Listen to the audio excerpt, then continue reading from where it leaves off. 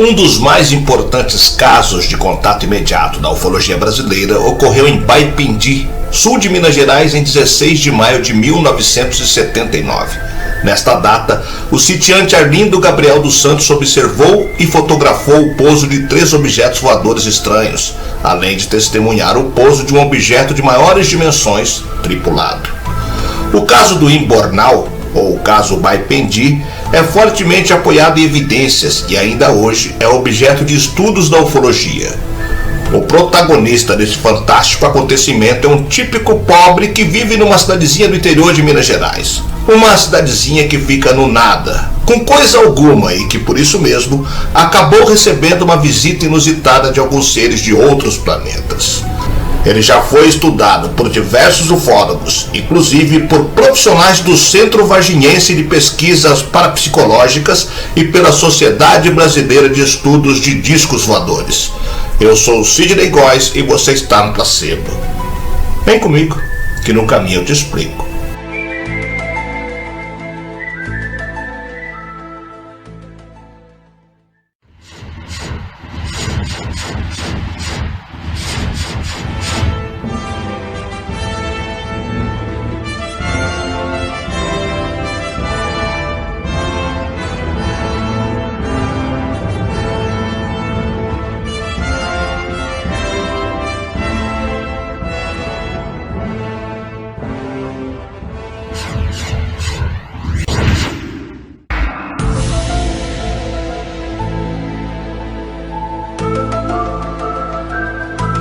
O incrível caso ufológico foi vivido pelo fazendeiro Arlindo Gabriel na Serra do Alegre, no município de Baipendi, no sul de Minas Gerais, em 16 de maio de 1979.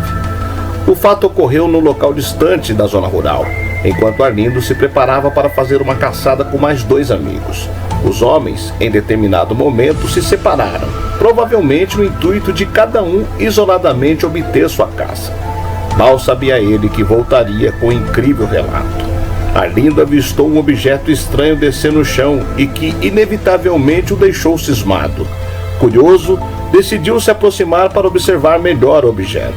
Pelas suas descrições, o objeto tinha um formato cilíndrico com 50 centímetros de largura e 1,5 metro de comprimento, uma base circular escura e uma esfera na sua parte superior de cores branca e vermelha.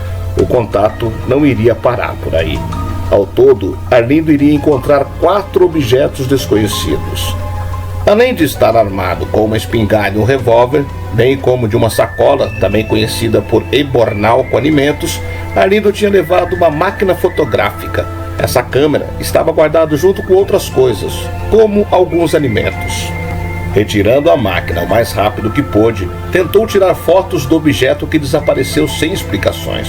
Para seu espanto, o homem se viu diante de um segundo objeto que descreveu possuindo um formato ovoide e com uma haste na sua parte inferior. Essa haste possuía uma ponta de lâmina, como uma espada, e na parte superior tinha algo que parecia ser uma espécie de hélice de aspecto curvo. Arlindo reiniciou a sequência de fotos, percebendo ao mesmo tempo que o objeto emitia um ruído, até o momento que começou a soltar uma fumaça densa e desaparecer. Ainda espantado, Arlindo continuou andando devagar, olhando ao seu redor desconfiado, quando viu descer um terceiro objeto. O descreveu como tendo um formato de barril listrado nas cores vermelha e branca, e também com uma hélice estranha na região superior. Arlindo fotografou a segunda estranha aparição. Assim como os anteriores, o objeto também desapareceu sem maiores explicações para Arlindo.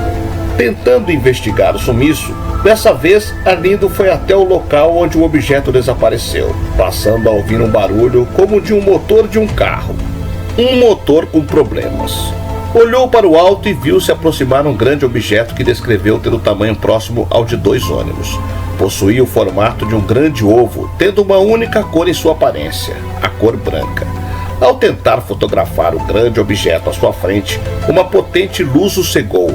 Por reflexo, Arlindo deixou cair seus pertences no chão ao sentir atingido por uma espécie de relâmpago e ficou como se estivesse paralisado no chão.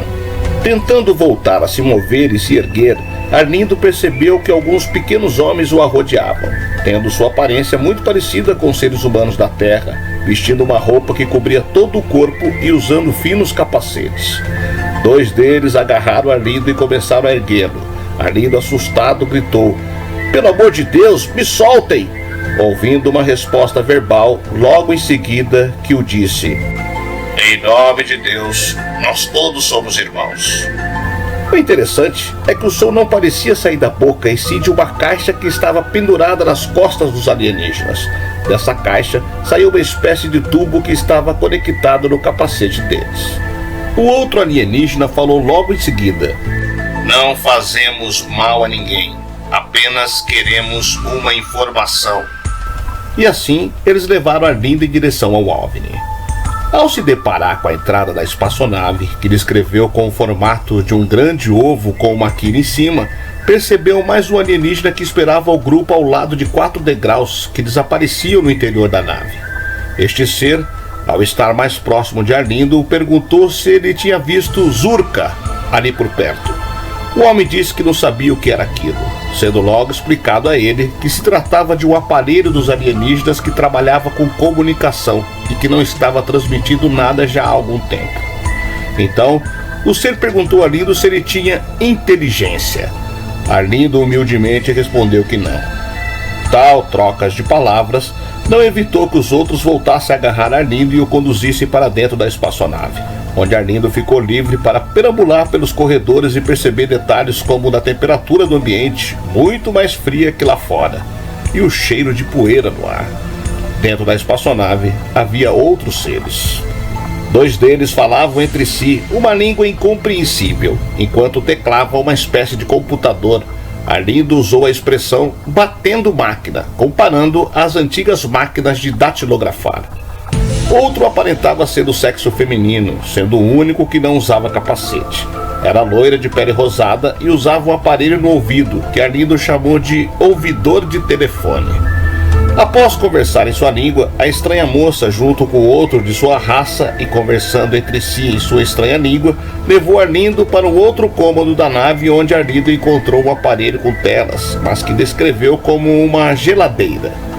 Portando uma espécie de varinha, a jovem iniciou uma explicação das imagens que surgiam nas telas do aparelho sobre sua civilização, a forma que eles conseguiam vencer a distâncias astronômicas e outras várias informações importantíssimas que, infelizmente, não foi possível resgatar nada em seus depoimentos devido à limitação cultural de Arlindo.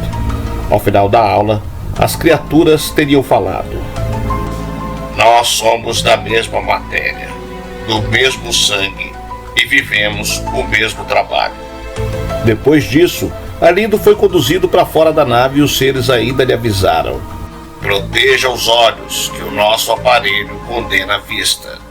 Os alienígenas conduziram Arlindo até a saída e Arlindo, por sua vez, desceu sozinho as escadas.